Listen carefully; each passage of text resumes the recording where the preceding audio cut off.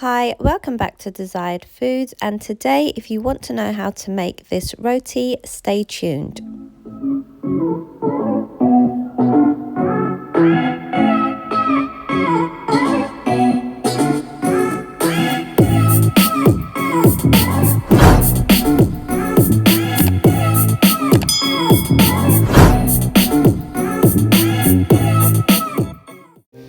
So I'm starting out with 4 cups of plain flour here, and I'm just going to add 2.5 teaspoons of baking powder to this.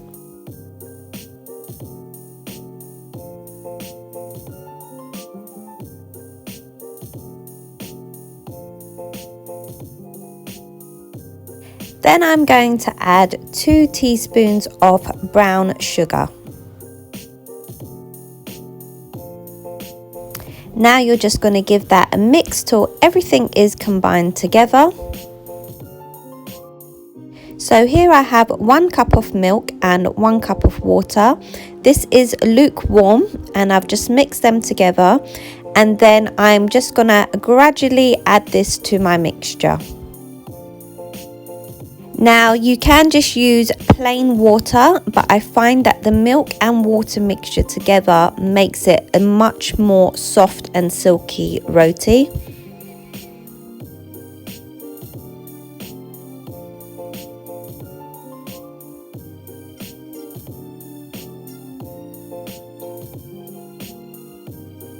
It's hard to tell exactly how much of the water and milk mixture to use because each brand varies on flour, so you might use more or you might use less.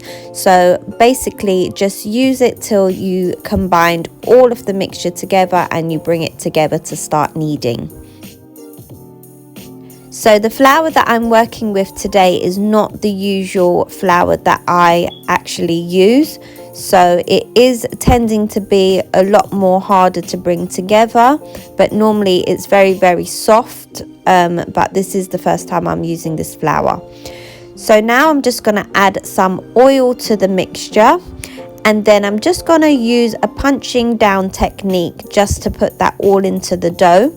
And then I'm going to put a damp kitchen tissue on top and then a kitchen towel on top of the actual bowl, and I'm going to leave this to rest. Now the longer you leave it to rest, the better, and the softer your roti will be. So if you can leave it for many hours, it will be a lot more softer. I only done this for about an hour and a half as I was pushed for time, so it wasn't as soft as I would like my roti to be, but by all means it's better to do this in the morning and leave it till dinner time when you're actually going to cook it. So as you can see, I'm just dividing my dough up. So I'm just putting them into fairly small balls and I'm just bringing it together. And then what I will do once all my balls are divided and done, I'm just going to put a damp tissue on top of them again. And then I'm going to put a kitchen towel on top of them and let them rest again for a further 10 minutes. Now, the reason why you'll let them rest again is just because we've handled them, so the dough will tighten up. So you just want them to relax again. So in the meantime, I'm just going to use some margarine and some lard. So how much butter that you use will be the same amount of lard that you would use, and we are going to bring this mixture together. I would say keep this at room temperature so it will be easier to mix, because mine I've just taken out of the fridge and left it out only for a little bit, so it's not as soft as I would want it to be. So definitely leave your butter and lard out at room temperature before working with it. So you're just going to mix this all together till everything is combined. So now after the 10 minutes, I am just going to start to roll out my roti. While your roti is getting rolled out, just cover the other ones so they don't get a hard skin on them. So here I'm just rolling it out on a dusted surface.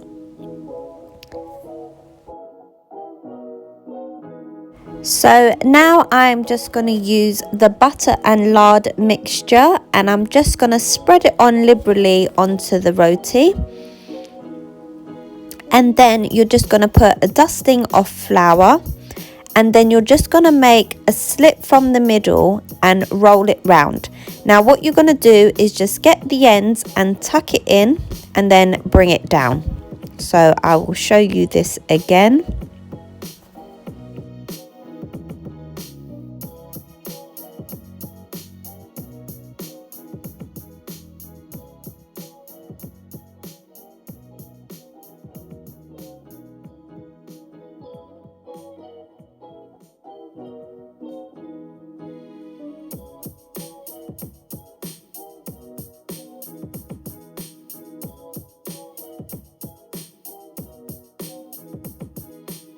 So now that's all done, I'm just going to cover it up again, and now I'm going to leave this till I'm going to cook it.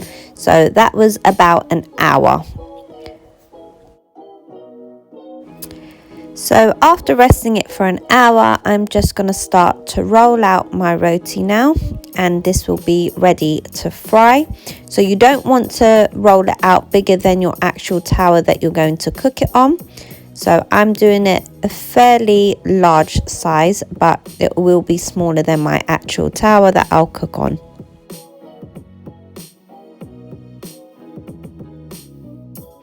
So as you can see, when I'm rolling out the dough, it's slightly springing back on me. That's just an indication to say that the dough is a little bit tight and it hasn't relaxed long enough.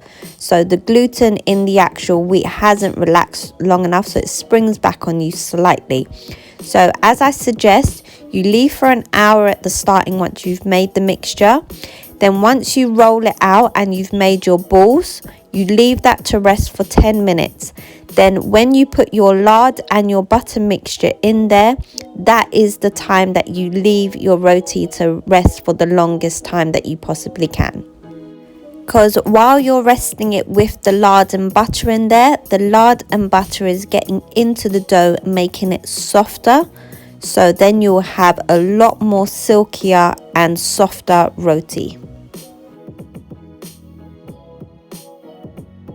So now that I've rolled out my roti, I'm just going to heat up my tower on a medium heat, and then I'm just going to place it on there, or you can use a frying pan. So as it will start to change slight color, we are just going to turn it over. So I would say I've kept this on there for about 20 to 30 seconds before turning it. So then what you are going to do once you've turned it, you're going to leave it for a further 20 to 30 seconds again, and then flip. So once you flip again, all you're going to do is just add some oil, or you can add some ghee or butter melted, and you're just going to put this all over your roti.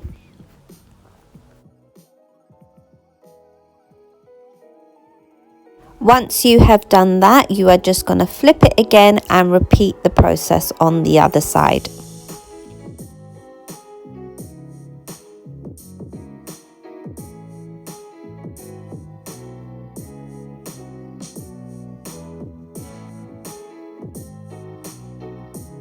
So now you are just going to flip, and then you're going to start to bring your roti together. Now this is the technique that the Trinidadians would use, and this is where the name bus up shot roti come from, because you kind of have to beat the roti to get the layers inside of the roti. And obviously the Guyanese will call it clap roti. So what they would normally do is take the roti off and put it into a towel, or they would just clap it within their hands and bash it. So then it will be called clap roti. So this is where the names came from. So I'm just gonna repeat that process and show you it again. But that would be the technique that will let you get the layers within the roti.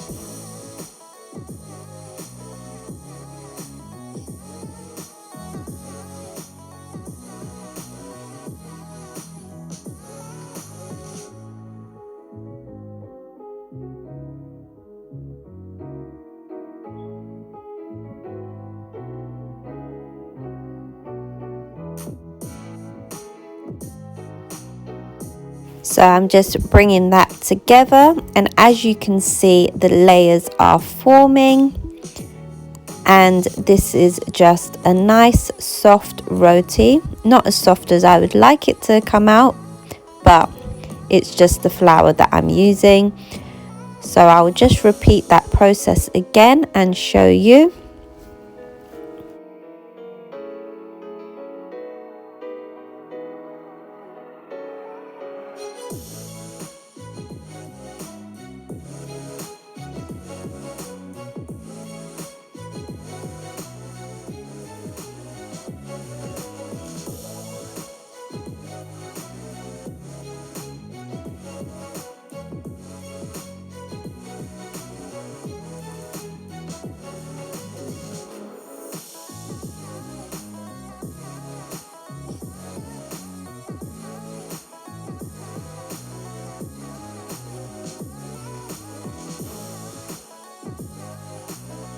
So this is my version on my bus up shot roti, or as the Guyanese will say, clap roti.